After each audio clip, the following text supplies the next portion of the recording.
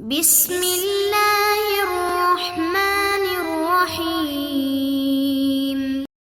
السلام علیکم ورحمۃ اللہ وبرکاتہ۔ عزیز طلبہ، آج آثار السنن کا سبق نمبر 85 ہے، اور اس سبق کے اندر ہم باب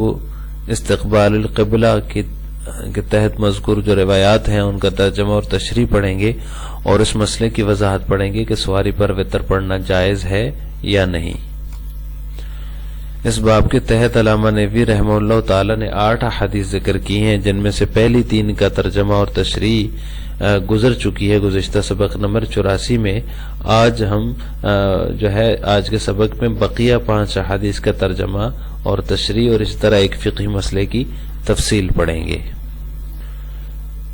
اس باب کی اگلی روایت ہے، وعن ابی ہریرہ رضی اللہ تعالی عنہ عن النبی صلی اللہ علیہ وسلم قال ما بین المشرق والمغرب قبلۃ، رواہ الترمذی وصححہ وقواہ البخاری۔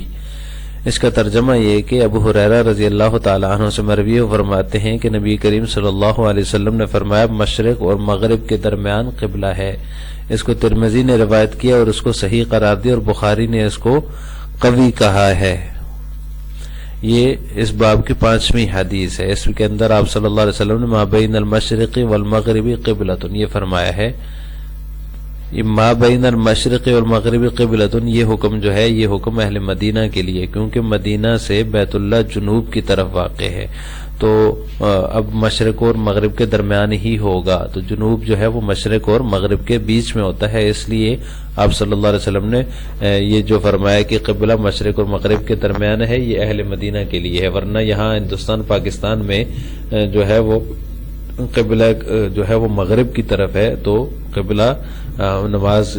میں ہم جو ہے وہ قبلے کی طرف رخ جو کریں گے وہ مغرب کی طرف رخ ہوگا۔ اس باب کی 6ٹھی حدیث ہے، وعن ابی ہریرہ رضی اللہ تعالی عنہ قال قال النبی صلی اللہ علیہ وسلم فاذا قمت الى الصلاة فاسبغ الوضوء ثم استقبل القبلة فکبر، رواہ مسلم۔ ابو ہریرہ رضی اللہ تعالی عنہ سے مروی فرماتے ہیں کہ نبی کریم صلی اللہ علیہ وسلم نے فرمایا جب تم نماز کے لیے کھڑے ہو تو فاسبغ الوضوء، تو اچھے طریقے سے وضو کرو، ثم استقبل القبلہ، پھر قبلے کی طرف رخ کرو، اور فکبر، تو تکبیر کہو۔ یہ حدیث مسلم نے نقل کی ہے۔ حدیث نمبر 7 ہے، وعن نافع عن ابن عمر رضی اللہ تعالی عنہما انہ کان اذا سئل عن صلاة الخوف وصفها ثم قال فإن كان خوف هو اشد من ذلك صلوا رجالا قیاما على اقدامهم وركبانا مستقبل القبلة او غیر مستقبلیها۔ قال نافع ولا عربنا عمر ذکر ذلك الا عن النبی صلی اللہ علیہ وسلم، رواہ البخاری۔ نافع سے مروی ہے، وہ ابن عمر رضی اللہ تعالی عنہما سے روایت کرتے ہیں کہ جب ان سے صلاۃ خوف کے بارے میں پوچھا جاتا، اذا سئل عن صلاۃ الخوف وصفها، تو اس کو وہ بیان کر دیتے، ثم قال، پھر فرماتے فإن كان خوف هو اشد من ذلك، اگر خوف اس سے بھی زیادہ ہو تو صلوا رجالا، تو پیادہ پا، قیاما علی اقدامہم ورکبانا، تو کھڑے ہو کر نماز پڑھو، ورکبانا، اور سوار ہو کر، قیاما علی اقدامہم، اور پیادہ یا پاؤں پر کھڑے ہو کر، قیامن علی اقدام، اپنے پاؤں پر کھڑے ہو کر نماز پڑھو، مستقبل القبلۃ او غیر مستقبلیہا، رخ قبلے کی طرف ہو یا نہ ہو۔ قال نافع کہتے ہیں ولا عربنا عمر ذکر ذلک الا علی النبی صلی اللہ علیہ وسلم، میرے خیال میں ابن عمر نے یہ حدیث آپ صلی اللہ علیہ وسلم سے ہی بیان کی ہے، رواہ البخاری، اس کو بخاری نے روایت کیا ہے۔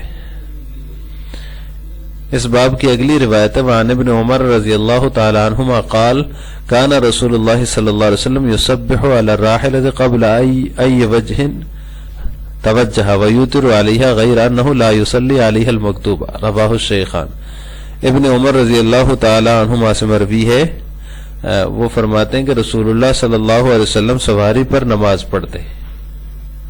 یسبح علی الراحلہ، سواری پر نماز پڑھتے، قبل ای وجہ توجہ، کسی بھی جانب، کسی بھی طرف متوجہ ہوتے، یعنی جس بھی طرف متوجہ ہوتے سواری پر نماز پڑھتے، یہ نفل نماز ہے۔ ویوتر علیہا، اور وطر بھی ادا فرماتے، غیر انہ لا یصلی علیہ المکتوبہ، لیکن فرض نماز نہیں پڑھتے تھے۔ رواہ الشیخان، اس کو شیخین نے روایت کیا ہے۔ اس حدیث میں فرمایا یسبح علی الراحلہ، سواری پر آپ صلی اللہ علیہ وسلم نماز پڑھتے تھے، تو یہ نفل نماز مراد تھی۔ تو نفل نماز جو ہے، مسئلہ یہ ہے کہ مطلقاً چاہے کوئی عذر ہو یا نہ ہو، مطلقاً آپ سواری پر نفل نماز بیٹھ کر کے اشارے سے پڑھ سکتے ہیں، لیکن جو وطر کا معاملہ ہے اس میں اختلاف ہے۔ جمہور ائمہ ثلاثہ کے نزدیک وطر کا بھی یہی حکم ہے، وہ جو ہے وطر کے وجوب کے قائل نہیں ہے، اس لیے وہ فرماتے ہیں کہ وطر بھی جو ہے سواری پر بیٹھ کر پڑھے جا سکتے ہیں، کیونکہ ائمہ ثلاثہ وطر کے وجوب کے قائل نہیں ہیں۔ تو ان کے نزدیک جس طرح عام نوافل جو ہے وہ سواری پر بیٹھ کر پڑھے جا سکتے ہیں، اسی طرح وطر بھی سواری پر بیٹھ کر پڑھے جا سکتے ہیں، کیونکہ وہ بھی نوافل کے حکم میں ہی ہے۔ جبکہ حنفیہ کا یہ مذہب ہے کہ وطر نوافل کے حکم میں نہیں ہے، اس لیے وطر علی الراحلہ یعنی سواری پر بیٹھ کر کے وطر پڑھنا بغیر کسی عذر شرعی کے جائز نہیں ہے۔ اب یہاں پر صاحبین جو ہیں، جو احناف میں سے صاحبین امام ابو محمد اور امام ابو یوسف رحمہ اللہ تعالی، وہ عدم وجوب وطر میں جمہور اور ائمہ ثلاثہ کے ساتھ ہیں، یعنی ان کے نزدیک بھی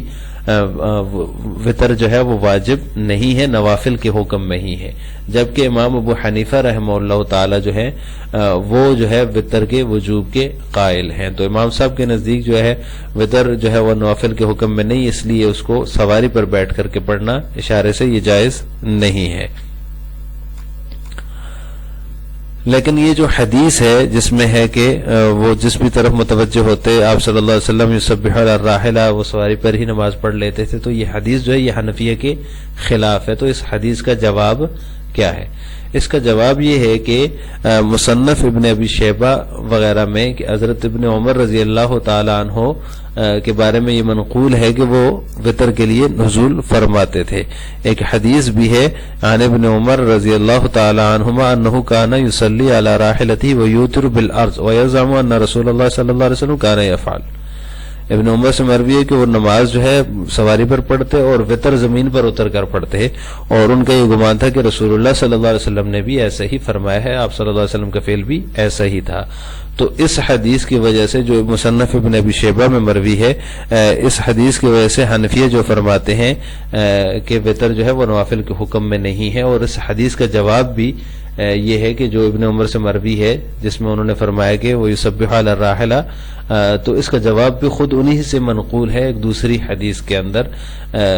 خود اس عمل کے خلاف ان کا عمل منقول ہے کہ وہ وطر کے لیے سواری سے نزول فرماتے اور زمین پر پڑھ لیتے تھے۔ لہذا جو وطر علی الراحلہ کی روایات ہیں جن میں یہ مذکور ہے کہ وطر بھی ابن عمر رضی اللہ تعالیٰ عنہما سواری پر پڑھتے تھے، تو وہ ان کا جواب یہ ہوگا کہ وہ وجوب وطر سے پہلے کی ہیں، کیونکہ وطر کا جو وجوب ہے یہ تدریجن ہوا ہے، آہستہ آہستہ ہوا ہے، یہ پہلے واجب نہیں تھے، بعد میں ان کا استحکام ہوا ہے اور ان کو واجب قرار دیا گیا ہے، دفعتاً ایک ساتھ ہی ان کو واجب قرار نہیں دیا گیا۔ تو وہ جو روایات ہیں جن کے اندر یہ آتا ہے کہ ابن عمر رضی اللہ تعالیٰ عنہما سواری پر ہی وطر پڑھ لیتے تھے، تو وہ استحکام سے اور وجوب سے پہلے کی روایات ہیں، اور جو جن کے اندر یہ ہے کہ سواری سے اتر کر یوتر بالارض، سواری سے اتر کر زمین پر جو پڑھنے کی روایات ہیں تو وہ وجوب اور استحکام کے بعد کی ہیں۔